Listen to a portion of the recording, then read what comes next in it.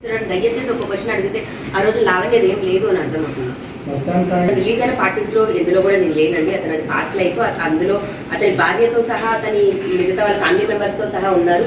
మస్తాన్ సాయి కూడా నేనే అలవాటు చేశానని చెప్తున్నారు. అవన్నీ 2014 నుంచి ఉన్న వీడియోస్. 2014 నుంచి వాళ్ళు డ్రగ్స్ చేస్తున్నారు. మొన్నటికి మొన్న 150-130 గ్రామ్స్ ఎంతో తీసుకొచ్చి మా ఇంట్లోనే పెట్టాలి అంటారు. చాలా ఆడియోస్ వచ్చాయి, మా ఇంట్లో ఎలా పెట్టాలి, ఎలా ఇరికించాలి అని. అంటే జస్ట్ బికాస్ నేను బయటకు వచ్చి కేసు చేశాను అన్న దాంట్లోని డ్రగ్స్ అన్ని మా ఇంట్లో పెట్టాలి అని ప్లాన్ చేశారు.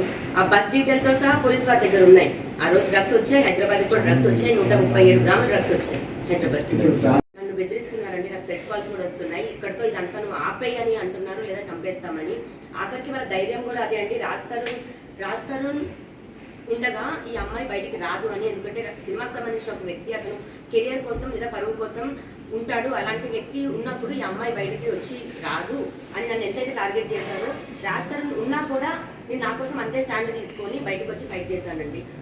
అందులో ఇప్పటికి కూడా కోల్పోయింది నేను, రాస్తారునే. ఎంత ఇదైపోయామో ఈ రోజు కూడా జరిగి మొత్తం 7-8 నెలలు వస్తుంది. ఇప్పటికీ కూడా రాజు వర్క్ చేసుకోకుండా ఇదయింది. దయచేసి ఇంకా లావణ్య, రాస్తారు ఇది పక్కన పెట్టేసి వీడియోస్ అతను ఎందుకు తీస్తున్నాడు, డ్రగ్స్ ఎందుకు తీస్తున్నాడు, అంత మొత్తంలో అంత క్వాంటిటీ డ్రగ్స్ ఎందుకు తేవాల్సి వస్తుంది అన్నది బయటకు రావాలండి. ఇప్పుడు 4 గ్రామ్స్ ఉన్న డ్రగ్స్ దొరికిన లావణ్య కేసున అమ్మాయిని జైలుకి పంపించారు. మరి 35 గ్రాముల డ్రగ్స్ నన్ను యూజర్గా వేశారు అని అంటున్నారు.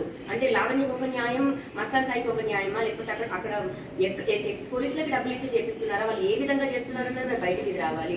వాళ్ళు మాత్రం తప్పించుకుంటారు. 4 గ్రాములు లావణ్య ఎక్కడ కొనింది, నేను ఎక్కడ కొన్నాను, లావణ్య 4 గ్రాములు ఏం చేసింది, నేను ఎక్కడ అమ్మాను, మన కస్టమర్స్ ఎవరు, ఇవి ఏమీ ఉండవండి. ఏ సాక్ష్యాలు ఉండవు. నేను ఆ పని చేయలేదు. నేను కానీ శిక్ష అనుభవించి వచ్చాను. జైల్లో 43 రోజులు ఉన్నాను. ఆ ప్రాసెస్ ఏం జరుగుతుందంటే, నన్ను అరెస్ట్ చేయించింది త్రూ డిఐగా అని మస్తాన్ సాయి నాకు చెప్పినప్పుడు, అరెస్ట్ చేయించామని చెప్పినప్పుడు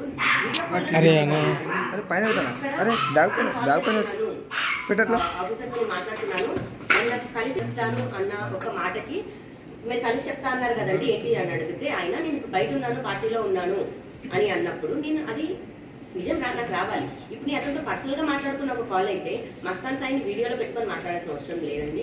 ఇప్పుడు అతను వాళ్ళ డాడీ మేము పోలీసులకి డబ్బులు ఇచ్చాము, ఇతను కనిపించాము, చార్జ్షీట్ మార్పించుకుంటున్నాము అని అతని దాంట్లో అతను చెప్పుకున్నప్పుడు నేను తప్పించుకోవడానికి నేను ఒకటి చెప్పుకోకూడదా? నేను ఒక్కదాన్ని ఆడుతున్నాను, ఆడదాన్ని, 10 మంది ఉన్నారు దీని చుట్టూ. నేను ఆ కోణంలో చెప్పుకున్న ఒక దాంట్లోనే, అది కూడా మస్తాన్ సాయి ఎదురుగా ఉన్నాడు అప్పుడే మాట్లాడిన కాల్ని, దాన్ని కూడా తప్పుగా తీసుకొచ్చారు. అది కూడా ప్రూవ్ చేసుకోగలను, ఎందుకంటే ఎదురుగా కాల్లో ఫుల్ కాల్ అదే హార్డ్ డిస్క్ లో ఉంది. దాన్ని పోలీసులు కూడా బయటకు వదిలితే బాగుంటుంది.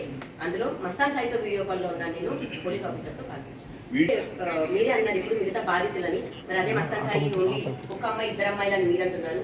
మరి అందులో ఉన్న వైఫ్ వాళ్ళ గర్ల్ ఫ్రెండ్ ఇదే అయితే మరి మిగతా బాధితులు ఉన్నట్టే కదండి.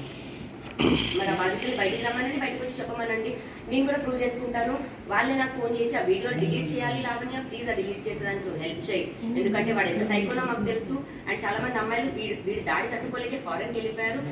ఒక 4 అమ్మాయిలు ఫారెన్ లోనే ఉన్నారు. నేను వాళ్ళ ఎవరి పేర్లు నేను చెప్పదలుచుకోలేదు. నేను ఏ శిక్షకైనా సరే నేను రెడీగా ఉన్నాను. అదంతా డిజిటల్ ఎవిడెన్స్ అండి. అతను ఎన్ని సంవత్సరాల నుంచి వీడియో తీస్తున్నాడు, రోజుకి ఎన్ని తీస్తాడు, ఒక మెమరీగా పెట్టుకోవాలి, ఒక అమ్మాయికి గుర్తుగా పెట్టుకోవాలి. కొన్ని తన పర్సనల్ అన్నా 1-2 ఉంటాయి. 200-300 వేసి సంఖ్యలో చెయ్యడు. నెలకు అతను దాదాపుగా ఒక 500 వీడియోల వరకు చేస్తుంటాడు ఒక అమ్మాయివి.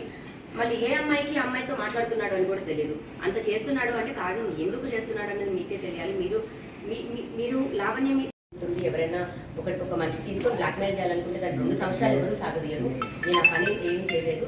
ఇప్పుడు ఒక ఆడియో కూడా వైరంగా రిలీజ్ అయింది. అది ఇప్పుడు నేను నా నోటితో కూడా నేను నువ్వు డాష్వి కదా ఇదంటే, నువ్వేమైనా డబ్బులు ఇచ్చావా నాకు డాష్ ఇవ్వడానికి అన్నది. అది ఎగ్జాంపుల్గా తీసి కొట్లాడుతున్న మాటలు తప్ప అలా ఎగ్జాంపుల్గా మాట్లాడినవే కానీ ఏ రోజు నేను డబ్బులు అడగలేదు, డబ్బుల కోసం ఇలాంటి పని చేయలేదు.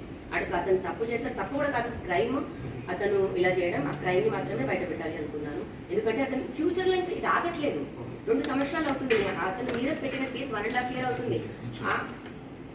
ఇదే ఇంట్లో కూర్చున్నాడు అంటే నేను బయట ఉన్నాను, ఇదే ఇంట్లో కూర్చొని కూడా అతను లాస్ట్ వీడియో చేసుకున్నాడు ఇంకో అమ్మాయితో మాట్లాడుతూ. అతని క్రైమ్ ఈ రోజు వరకు కూడా ఆగట్లేదు. ఇంకా ఇది ఆగాలి, అది పోలీసులే ఆపాలి, జనాలే ఆపాలి, వాళ్ళ తల్లిదండ్రులతో ఆపించాలి. ఇంత చేస్తున్నాడు, మీ కొడుకు ఇలా చేస్తున్నాడు. మొన్న కూడా నేను వాళ్ళ డాడీకి కాల్ చేశాను, అంకుల్ మీ కొడుకు మా ఇంట్లో ఉన్నాడు, దయచేసి వెళ్ళిపోమని చెప్పండి. దయచేసి వెళ్ళిపోమని చెప్పండి, ఒక్కదాని మీదే ఉన్నాను. మరి అతని డేటా నేను ఇప్పుడు తీసుకున్నాను అన్నప్పుడు 2 సంవత్సరాల క్రితం కూడా మరి నా డేటా రాస్తారు డేటా మా ఇద్దరిది గుప్పెట్లో పెట్టుకొని కూడా అంతే అన్నాడు. మేము ఏదో క్రైమ్ చేస్తానో మా డేటా తీసుకోలేదే, లావణ్య క్రైమ్ చేసింది అని చెప్పి డేటా తీసుకుందామని చెప్పండి. అండ్ ఇప్పుడు ఈ కాల్స్ ఈ ప్రాసెస్లో జరుగుతున్న కాల్స్ తీసుకొచ్చి లావణ్య తప్పుంది అంటే మెయిన్ మోటివ్ మస్తాన్ సాయి చేసిన వీడియోస్ అని నేను అంటాను.